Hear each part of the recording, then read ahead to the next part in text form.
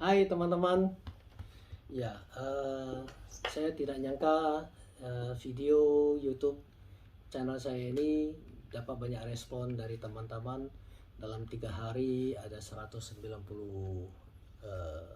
yang view ya. Dan sayang sekali teman-teman tidak kasih saya like, tapi nggak apa-apa ya.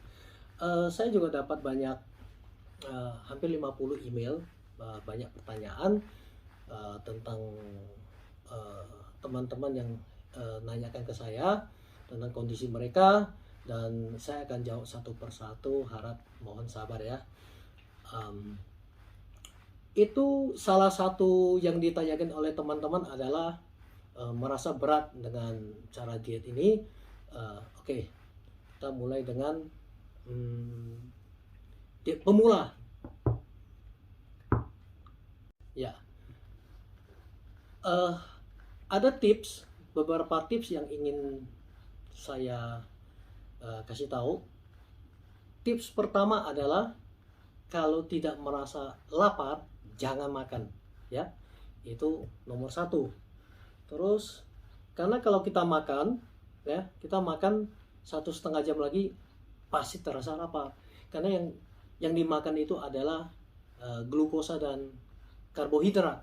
Itu tentu semakin makan itu gula, enak, pasti laparnya juga cepat. Nah, kalau makan terus, insulin akan naik. Insulin tinggi, ya glukosa pasti tinggi, glukosa darah pasti tinggi. Tips buat bagi pemula, ya jangan makan bila tidak terasa lapar. Itu poin nomor 1 ya. Karena kalau kita makan glukosa atau karbohidrat, setelah 1,5 jam atau 2 jam kemudian pasti akan lapar lagi.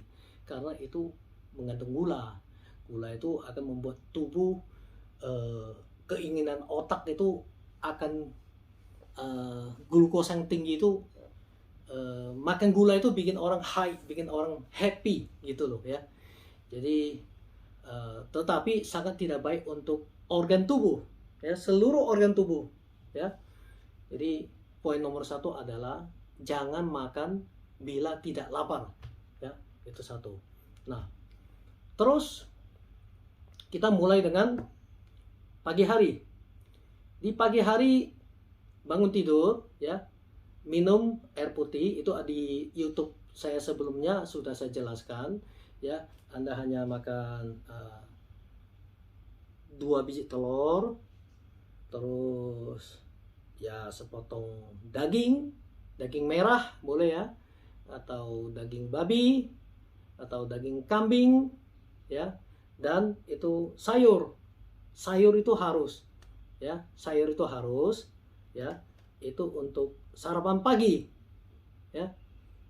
Kalau atau cukup telur aja juga nggak apa-apa, 2 butir telur ya, 2 butir telur, mau mata sapi atau direbus terserah. Nah, bagi teman-teman yang sudah terbiasa minum kopi, kopi pahit ya kan, kasih 2 sendok teh ini coconut oil ya. Jadi 2 sendok teh coconut oil di tuangkan ke gelas kopi untuk minum. Jangan lupa garam, karena kita kalau mulai diet itu kita butuh garam agar tidak lemas ya. Jadi pagi hari seperti yang saya bilang tadi, untuk makan siang ya, saya sendiri konsumsi ya 2 biji telur lagi ya, 2 biji telur, terus ikan ya, ikan yang berlemak, ikan salmon, sardine cheese, terus ikan apa, ikan bandeng ya, ikan bandeng, ikan gembung juga sepertinya ada lemak ya. Nah, berlemak. Terus jangan lupa sayuran itu pilihlah, saya sarankan yang sangat bagus itu adalah brokoli atau kol ya. Mau direbus, ditim, dicah sebentar nggak apa-apa. Kalau mau digoreng, mau digoreng itu sayuran kasih minyak olive oil ya, minyak olive oil. Nah, antara sarapan pagi dan makan siang itu jangan ada ngemil ya, jangan ada ngemil. Kalau lapar cukup minum teh saja, ya. Saya sarankan itu teh hijau, karena teh hijau sangat membantu buat teman-teman yang berpuasa atau diet, ya. Teh hijau, ya, teh hijau atau jus sayur. Jus sayur juga jangan lupa diberi 2 sendok teh coconut oil, ya. Nah, setelah makan siang, terus makan malamnya ada di jam 6 sore. Jadi jam 8, jam 12, jam 6 sore, ya. Jangan lebih dari jam 6. Makan untuk jam malam, ya, tetap sayur, ya. Sayur, silakan pilih mau daging atau mau ikan, ya. Nah, porsi protein dalam sehari takarannya untuk daging, untuk wanita jangan lebih dari 1 telapak tangan, untuk pria 2 telapak tangan. Artinya gini, jangan melebihi dari 8 ons untuk daging, ya. Jadi 3 sampai 8 ons itu boleh, jangan lebih dari 8 ons, ya. Nah, dan di makan siang dan makan malam jam 6 itu di pertengahannya juga jangan ngemil. Jadi cukup sehari makan 3 kali, makan sarapan pagi, makan siang, makan malam. Jangan ada ngemil, apapun jangan ngemil, baik dia kacang, kuaci atau buah apa, semua juga jangan, ya. Ya, pilihlah daging yang berlemak, ya, karena ada lemak baru tubuh kita bisa tahan lapar. Terus jangan lupa selalu beri minyak. Otak itu butuh minyak, ya. Otak sangat butuh minyak, ya, tetapi minyak yang berkualitas. Saya tidak sarankan minyak tumbuh-tumbuhan atau minyak biji-bijian, ya. Bila kita mulai puasa 12 jam, ya, setelah 12 jam puasa akan tumbuh itu hormon. Artinya hormon yang anti tua, ya kan, supaya karena tubuh kita ini selama masih remaja, masih kecil, ya, sampai dewasa, apalagi seumuran yang sudah 50 ke atas, itu penumpukan lemak itu, lemak jenuh itu udah sangat banyak. Khususnya bagi teman-teman yang memang badannya udah gemuk, ya. Sorry itu saya gemuk, itu lemaknya banyak.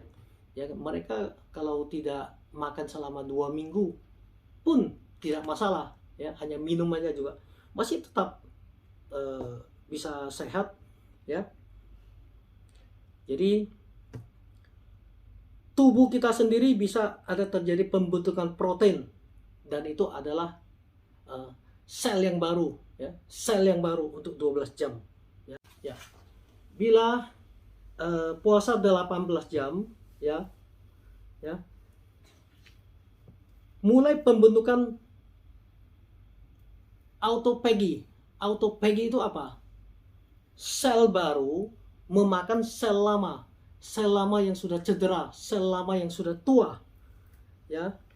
Jadi juga makan itu protein yang lama dan bakteri sel, dan mampu membersihkan protein, termasuk itu tepung karbohidrat yang sudah lama mengendap di dalam tubuh kita, yang susah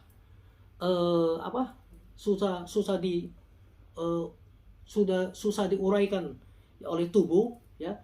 Nah, ini autophagy akan membersihkan itu protein lama, sel-sel yang lama, sel-sel yang sudah cedera, ya. Nah, juga untuk otak, ya. Otak akan jadi lebih jernih, ya, lebih jernih, ya. Semakin lama berpuasa, ya kan, pembentukan itu autophagy itu semakin banyak. Jadi sel-sel itu semakin banyak membersihkan. Itu kalau bahasa umumnya adalah detox. Jadi detox agar tubuh kita bersih dari racun-racun itu, ya, baik itu glukosa darah ataupun yang dari karbohidrat. Nah, bila kita puasa 24 jam, ya, itu liver akan mempergunakan stok gula darah, stok gula, karena liver adalah gudangnya glukosa. Jadi liver akan mempergunakan mengeluarkan glukosa dalam liver, dan itu lemak, ya, akan mengeluarkan lemak, ya, dan juga cairan empedu, ya. Ini cairan empedu sangat penting. Di next video saya akan beritahu Anda bagaimana cara memproduksi cairan empedu. Ada terapi khususnya, ya. Jika liver berlemak, ya kan, akan bakar lemak sebagai, jadi merubah yang selama ini glukosa dan karbohidrat sebagai pembakarannya, sekarang liver akan mulai pembakarannya dengan keton, ya. Ini sangat penting. Saya akan menjelaskan apa itu keton, ya. Ya. Saat ini tubuh akan pakai lemak, dan tubuh memproduksi semakin banyak keton yang berkualitas, ya. Sehubung dengan pembakaran ya, energi ya, dengan keton, maka tubuh otak akan kontrol nafsu makan. Jadi nafsu makan kita akan berkurang dengan sendirinya. Juga lambung akan jadi mengecil, ya, lambung akan mengecil, ya. Keton itu adalah antioksidan yang sangat bagus, ya. Keton akan memproduksi banyak oksigen, ya, oksigen tubuh, ya, banyak oksigen dan sedikit karbon dioksida. Oke. Nah, juga tiroid itu tidak akan capek seperti dulu lagi. Tiroid, ya, tiroid. Ya. Radang dalam tubuh akan sembuh, ya, banyak, ya, akan sembuh banyak. Bila ingin lebih cepat sembuh dari peradangan, harus dibantu vitamin D, ya. Vitamin D. Jadi vitamin D itu sangat penting karena manusia itu, orang itu cenderung kekurangan vitamin D. Silakan teman-teman cek vitamin D, cek darah vitamin D-nya ada berapa. Karena vitamin D itu akan berkurang setiap harinya apabila mengkonsumsi obat kolesterol, obat darah tinggi, semua jenis obat akan menurunkan kadar vitamin D dalam darah. Bila teman-teman mampu puasa 48 jam, itu akan tubuh akan produksi stem cell, ya, itu yang ditunggu-tunggu. Stem cell, bila suntik, setahu saya suntik stem cell itu paling murah 100 juta, ya, 100 juta. Nah, dari tubuh kita sendiri bisa memproduksi stem cell, ya. Jadi saya harus membaca, ya, teman-teman, saya harus membaca karena saya bukan dokter dan juga saya bukan ahli gizi. Jadi banyak tentang kedokteran ini yang saya tidak bisa kuasai, saya harus catat. Yang saya pelajari dari banyak selama COVID ini, saya belajar banyak dari dokter Amerika, dokter Kanada, dokter dari Shinsei dari Tiongkok, juga Taiwan, ya. Saya akan sharing setelah saya rangkum dan saya kesimpulan, dan saya sudah mengikuti cara diet ini, saya sharing kepada teman-teman agar kita bisa sehat, ya, agar kita sehat tubuh kita, bukan hanya untuk kuruskan badan. Kuruskan badan itu adalah hanya efek dari kita diet puasa ini, ya. Yang terutama adalah agar tubuh kita sehat. Jadi udah pasti diabetes, kita tidak tergantung dengan obat lagi, ya. Diabetes akan sembuh, ya, juga kolesterol, ya, dan trigliserid, ya. Diet ini ada dua jenis, ya, ada dua cara. Satu tanpa suplemen, ya, kedua dengan suplemen. Kalau yang tanpa suplemen itu tergantung fisik masing-masing, ya, fisik tubuh masing-masing.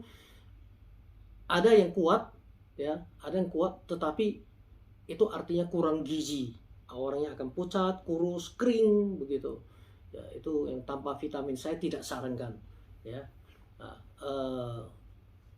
kalau diet puasa dengan asupan suplemen, ya, asupan suplemen itu membantu agar organ tubuh kita sanggup mampu mengadaptasi, ya, jaga stamina tubuh kita.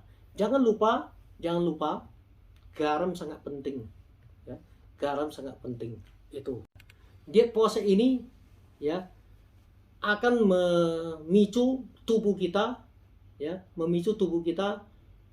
terbentuk itu metabolisme dengan cepat, ya, dengan cepat membersihkan detoks racun dalam tubuh, ya, dan memaksa sel pekerja sel, ya, sel pekerja dan anti tua kembali jadi sel muda.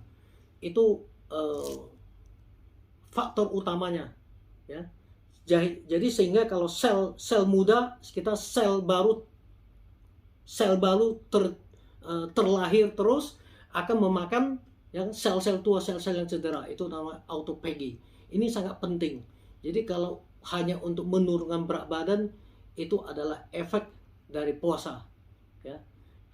Teman-teman, ya jangan lupa like, ya, jangan lupa like, subscribe, ya. Di next videonya saya akan uraikan lebih jelas lagi. Terima kasih.